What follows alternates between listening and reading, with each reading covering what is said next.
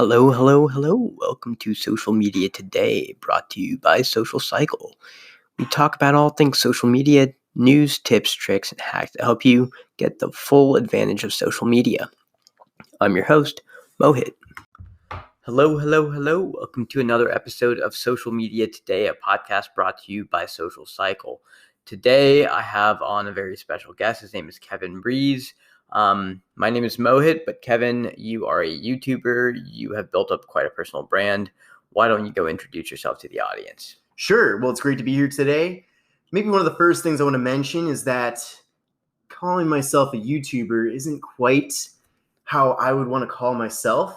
And the reason for that is because I'm not really married to any particular platform. At the end of the day, what I do is content marketing, and whatever platform happens to be the hot one for content marketing is the one that I want to send my content to.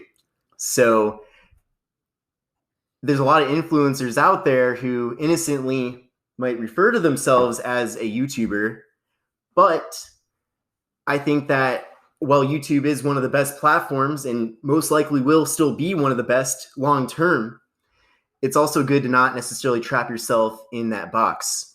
Gotcha.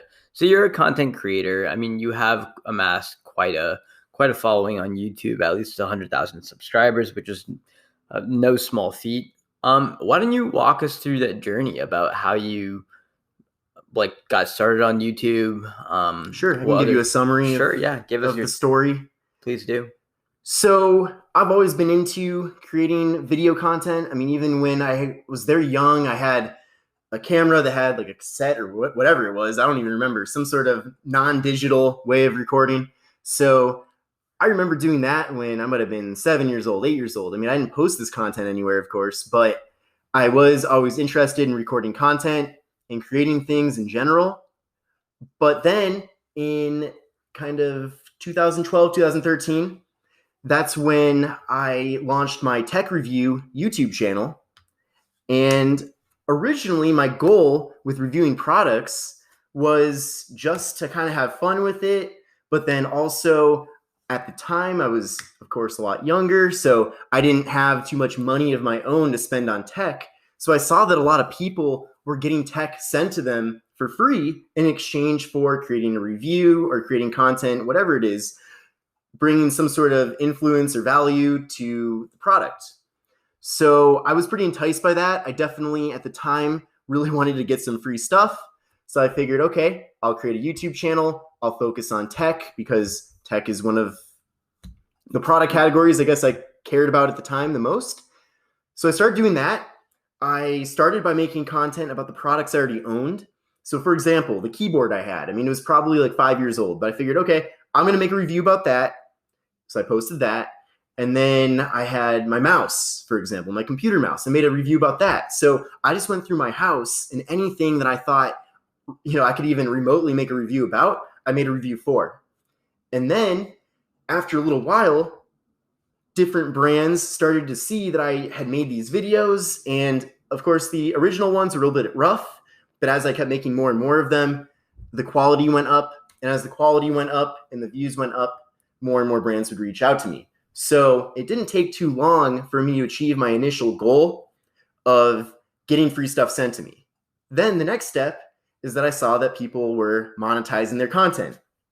So obviously, if I'm getting views already, I want a piece of that pie as well. Yeah. So it actually, at the time, you had to be invited to the partner program. And I actually did get invited, which actually was really interesting back then.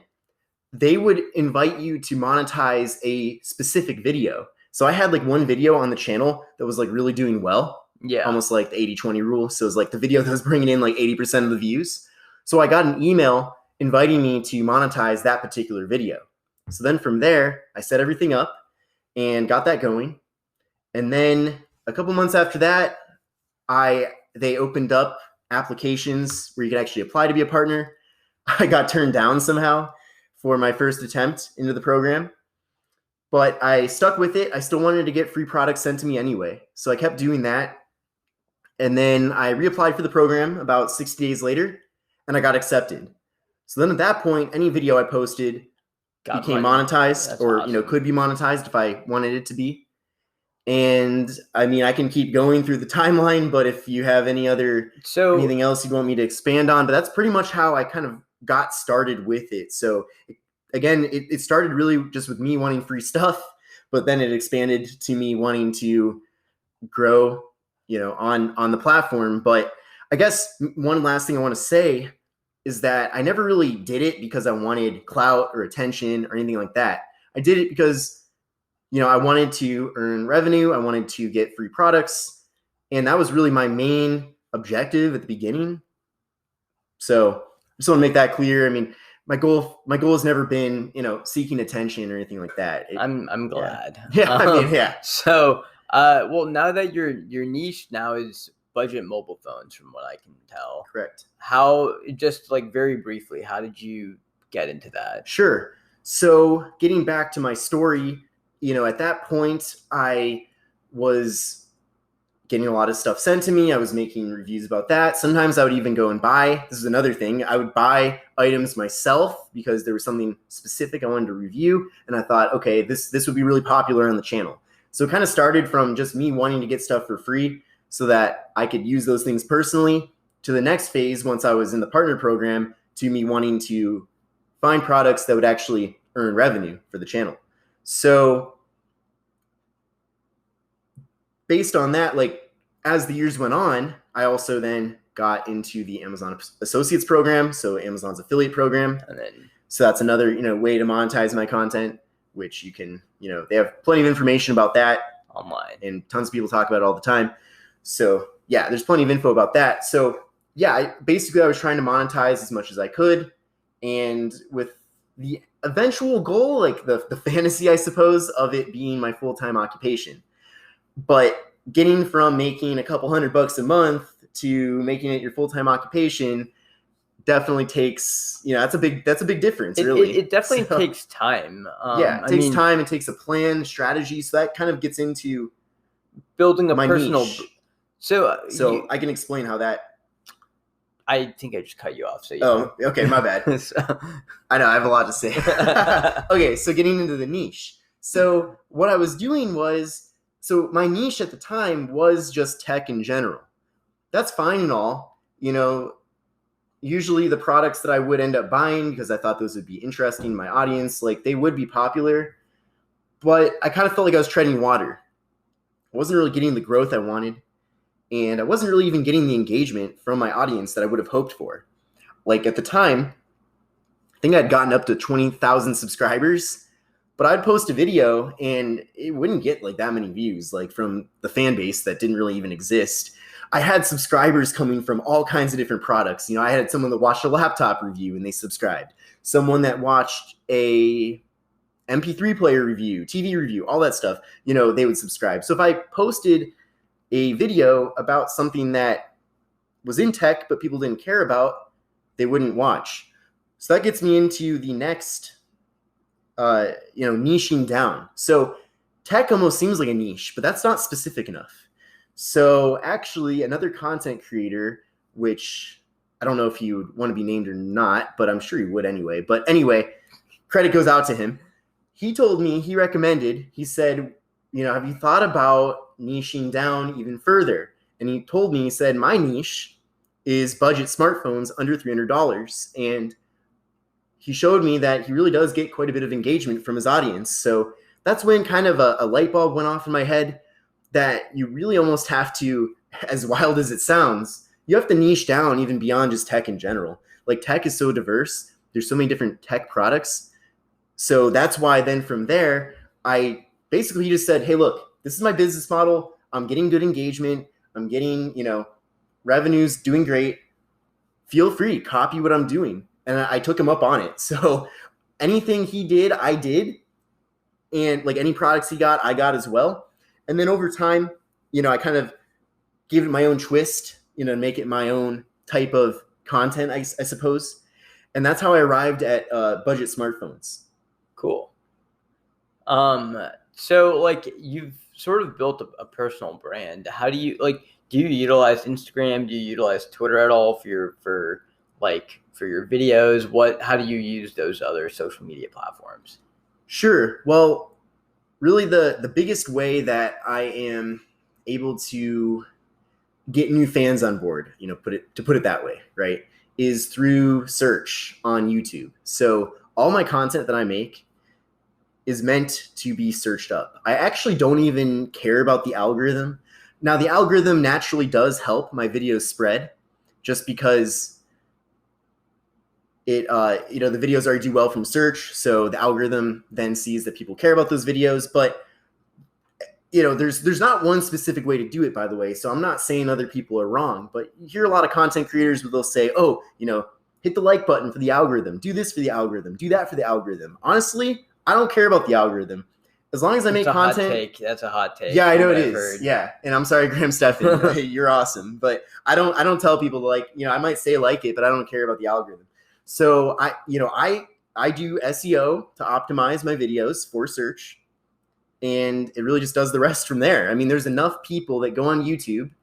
It's the second most popular search engine in the world after Google, which actually a lot of my YouTube content comes up in Google as well. Oh, that's awesome. But, there's enough of a pie to eat from the search in itself that I choose just to go that route. So I don't do catchy titles. I don't do boring titles, but I don't do clickbaity titles. I don't do clickbaity thumbnails. I honestly keep it pretty boring, but the fact that it ranks well in search is what gets me all the traffic. So getting back to what you were saying about Facebook, Instagram, Twitter, TikTok to an extent too.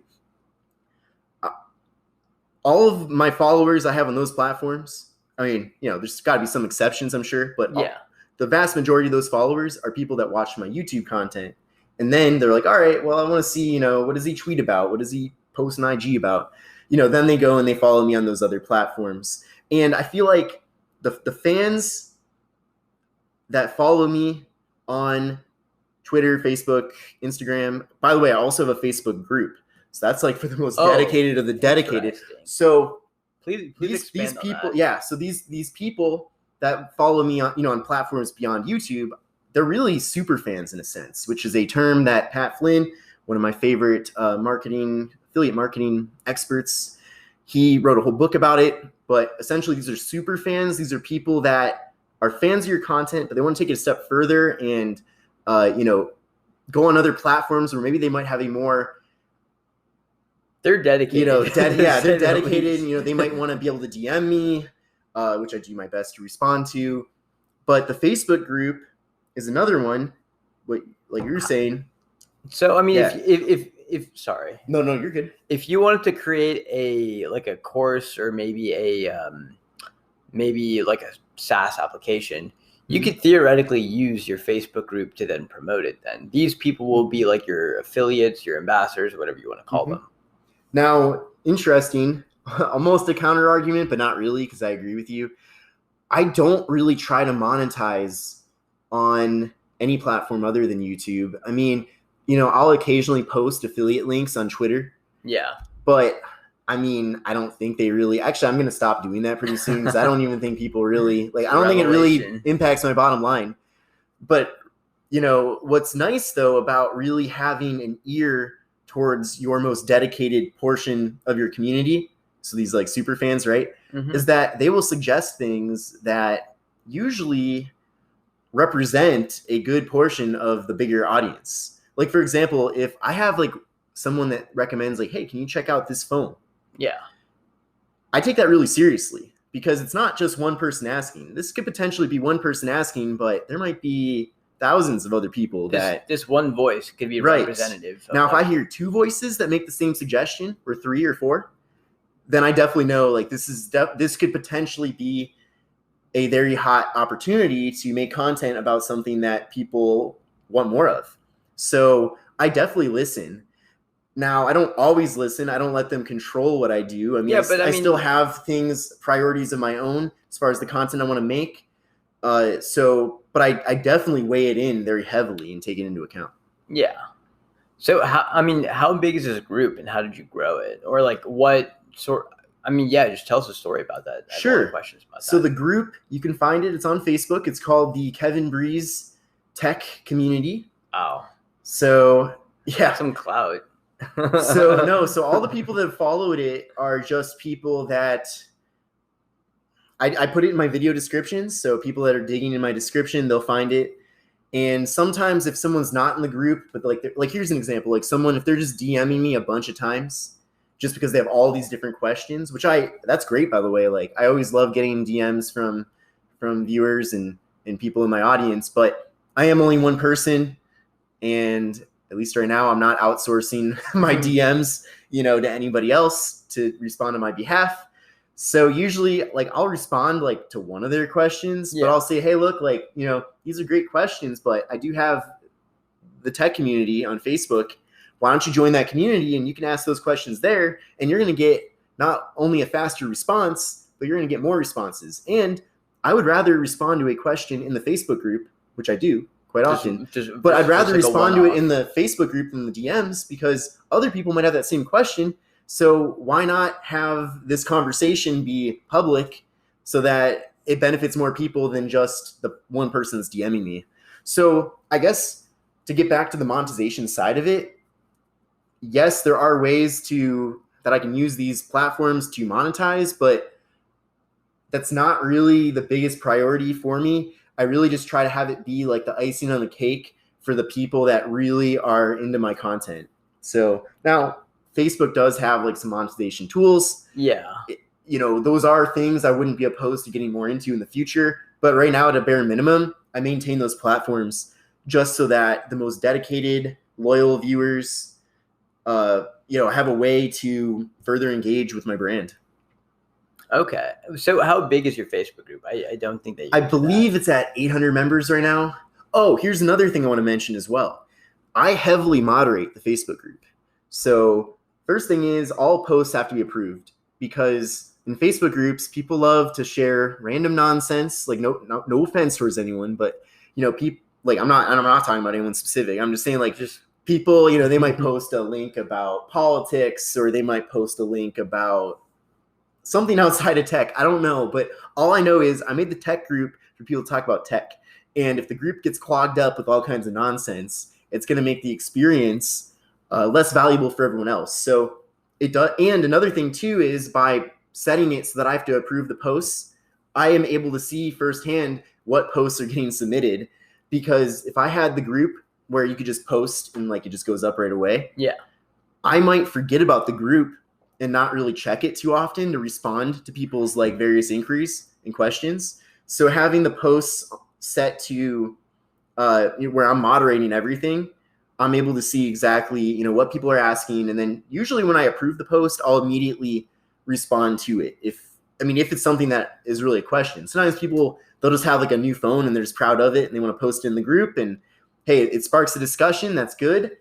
And also, I don't tolerate like any nonsense from anyone in the group. Like I have very clear rules. Like only tech. The topics have to be on tech. You have to be respectful. No swearing. No nonsense. No nonsense. Yeah. Like if you wouldn't behave this way in public, then you don't belong in the group either. So no trolls, none of that. So I have booted people out, and I don't like doing that. But again, like I'm trying to maintain a community where people are able to help and support each other, and also having it be helpful. So I guess long story short, when it comes to something like a Facebook group, you do have to put time into it on your own and curate it yourself to make it actually valuable. Because if you just have it be like a wasteland of just nonsense that people post, that's how 95% of Facebook groups are. I mean, you've probably joined a lot of groups yourself, right, Mo? Where it's just all this crap. It's like, I'm here for this reason, not that reason. Like, I'm not, I don't care about what's going on, with anything else beyond tech when I'm in a tech Facebook group, right? People have to keep the post on topic and on brand. And like when a group is not, like a Facebook group, if it's done right, can be worth a lot of money. There's a few people that do it really well. There's a guy named Ryan Stewman. He's got a ton of Facebook groups, which are both monetized and unmonetized, but it ultimately acts like a step in a sales funnel. Yeah, and another thing I wanted to mention as well. So I have a rule in the group. I know this sounds a little bit backwards because my whole thing is YouTube and all that stuff, but I have a rule: no YouTube videos allowed in the group, because people just post like, look, people will post a video and they don't even watch it themselves. They're like, oh, that's a catchy title or that's a cool topic, and then just post it. I want people to post native content in the group. I don't want links to just stuff. So I extend that to even myself. I don't post my own videos in my own group. That's good though. Because again, I don't care. Like, usually the majority of the people that are in the group would watch my content anyway. But the point of the group isn't to get me more views on my videos or anything like that. It's genuinely to create a community of individuals that care about smartphones under $200. They care about Cricket Wireless, Metro PCS, Boost Mobile. Those are kind of some of the core brands. Samsung, budget A series devices. So basically, yeah, that's the point of the group. I don't make any money from the group, but you could argue that maybe I do indirectly because people will interact in the group, and then like my personal brand will kind of stand out more than like another creator just because people have other ways to interact. So yeah. And so that's your Facebook group. Do you use like Instagram or Twitter at all? Like explain your social media strategy behind that. Sure. Quickly. So quickly, right? So Twitter is interesting because most of the people I interact with on Twitter are other content creators in whether, specifically my niche of smartphones under $300 or, in tech in general. So I actually am able to meet a lot of other content creators who I wouldn't have met otherwise on Twitter. In fact, until this year, until 2021, I was going to the Consumer Electronics Show in Las Vegas every year. So I went in January of 2020, and actually it's kind of funny because it's like a lot of content creators went, in tech, and it was almost like all these people that I only knew through Twitter, I got to see them in real life. It's cool. So yeah, so it's really cool. Like again, like it maybe doesn't make me money directly, but it's like it's nice to have a community of content creators. So it's a good way to network. Obviously, there's also just non-content creator, just general fans that follow me on Twitter. But I usually just use Twitter mostly for networking. And then as far as Instagram goes, it's kind of a hybrid of the two, I suppose. I don't really talk to a whole lot of other content creators on Instagram, but I'll post some of the highlights of like what I'm up to as far as, things related to my personal brand, what phone I might have gotten recently, things like that. And I'll put that in on Instagram. And then TikTok, I don't know. I'm still experimenting with that.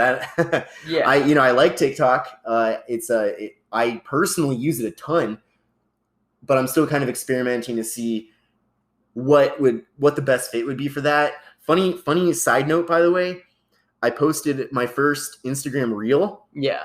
And it was related to one of the new smartphones that I have. And the reel got like 4,000 views in like less than 5 hours. And pretty quick. Yeah. Yeah, like they got a lot of views, and I only have like 1,500 followers in IG. So, what's your IG? So hopefully the audience can help you out with that. Yeah, it's Kevin Breeze TV. Cool. So yeah.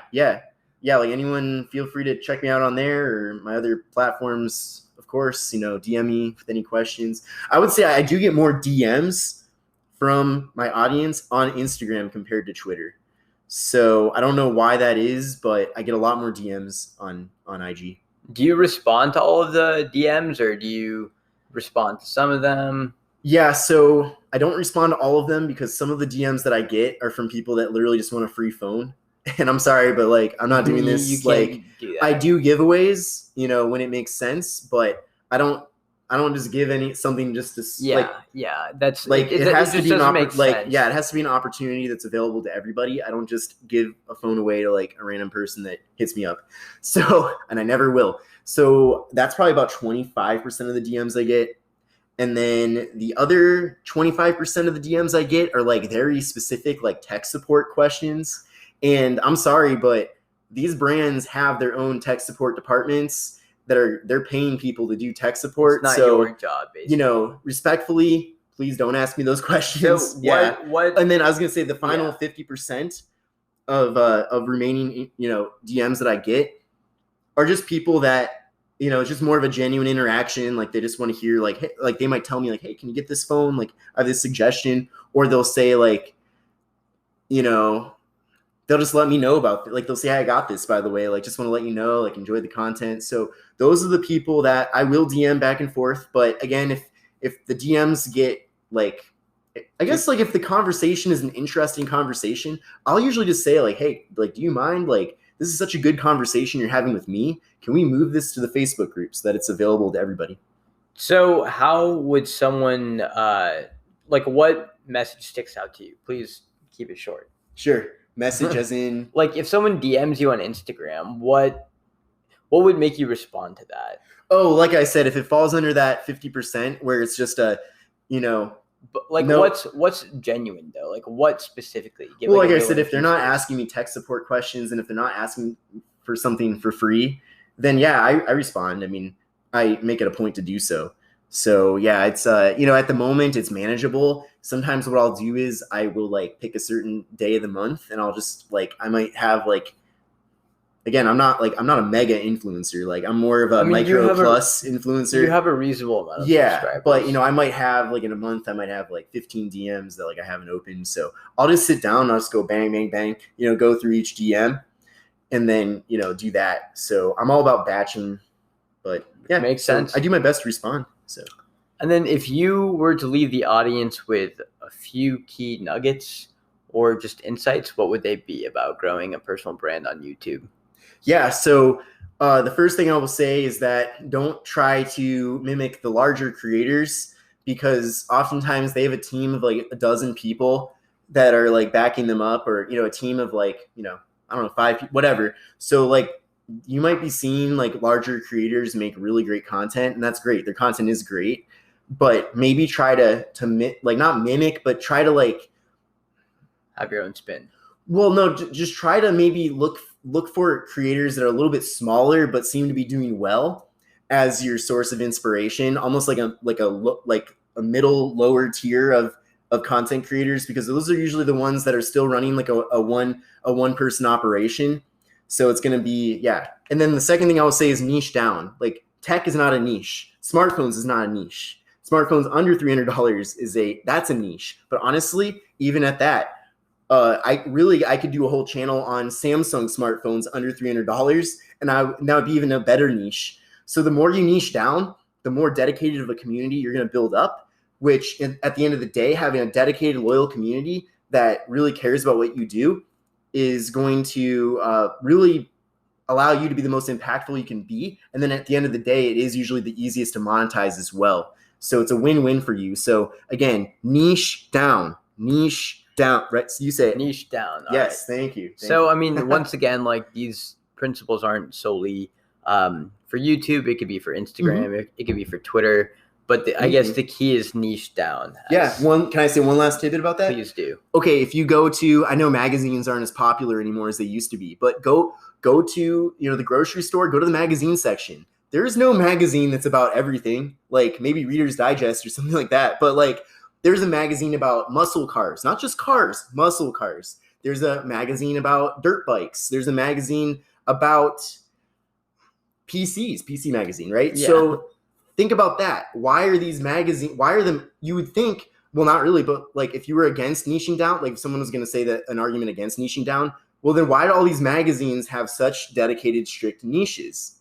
Because that's what really actually succeeds. A magazine about everything is not going to be liked by anybody. Cool. So Kevin, where can people find you? So you can find me, just go on YouTube, search up Kevin Breeze, Kevin, Kevin, Breeze. And then on, you can go to kevinbreeze.com. Actually, on my website, I have links to everything. So kevinbreeze.com would be probably the best way to go. Thank you. And thank you, Moet, for having me on the podcast. Always a pleasure. Always. Hopefully we can keep you as a recurring guest. So please follow me, Mo Money Mohit, and on both YouTube, Instagram, and Twitter. And follow Social Cycle at Try Social Cycle on Twitter and Social Cycle on Instagram and socialcycle.io. All right, take care. Thank you. Thank you for listening. This is Mohit. I'm signing off. Please rate us 5 out of 5 stars on wherever you get your podcasts, whether that's Spotify, Apple Podcasts, Anchor, Stitcher, whatever it is. Thank you, and I hope that you have a great day. Please sign up for the beta at socialcycle.io.